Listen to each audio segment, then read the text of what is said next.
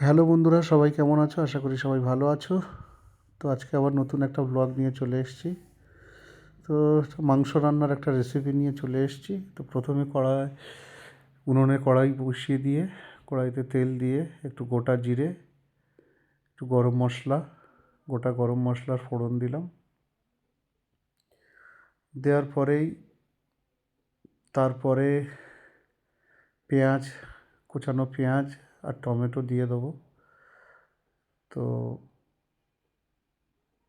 দিয়ে পেঁয়াজটাকে একটু ভেজে, টমেটোটা একটু গলিয়ে নিয়ে পেঁয়াজটাকে একটু ভেজে নেবো ভালো করে। ভেজে নিয়ে তারপরেই গোটা তেজপাতা দিয়ে দিলাম।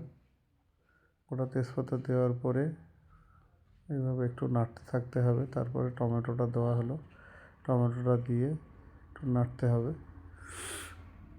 তো আমার ভিডিওগুলো কেমন হচ্ছে একটু প্লিজ সবাই শেয়ার করবেন, কমেন্ট করবেন।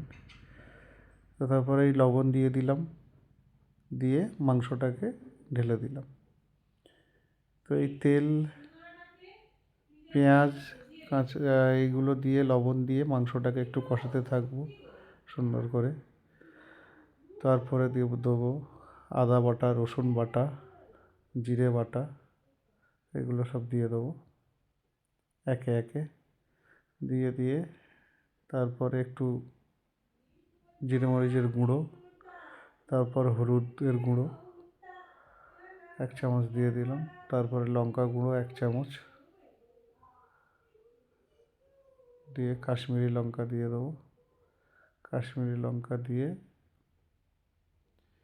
তারপরে ভালো করে মাংসটাকে একটু গোটা ধনের গুঁড়ো একটু দিয়ে দেবো।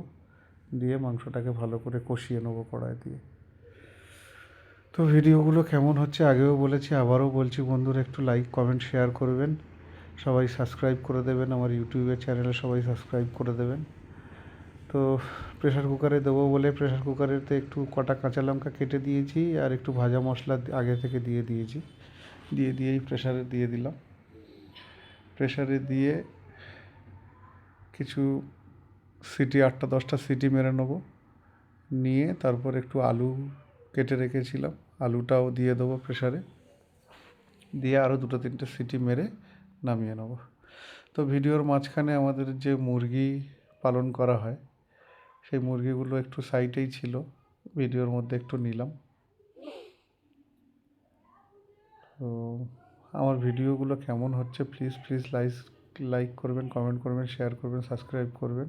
তো এই যে কেটে রাখা আলু, তো আজকে এই পর্যন্ত, টাটা।